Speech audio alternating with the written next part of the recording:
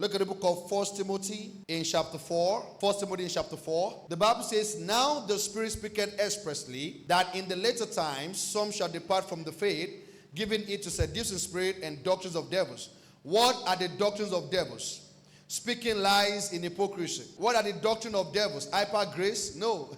What are the doctrines of devils? Speaking lies in hypocrisy, having their conscience hurt with a hot iron.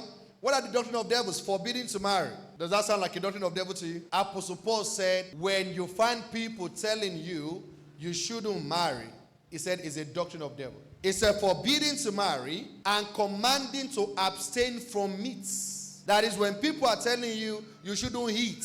And that is why you discover that there are many things that lead to occultism and some spiritism. And one of it is excessive fasting. Yeah, excessive fasting. Where you find people who are just always looking for power, looking for things that are not lost and all of that.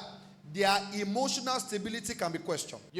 How many of you have ever had malaria before and you saw delirious things? You were seeing things. Has it ever happened to you before? It never happened to you before. You were having nightmare. It never happened to you. So, yes, we should fast like we fasted today, but protracted, let me tell you something. Every cult, hear me, every cult has a mark.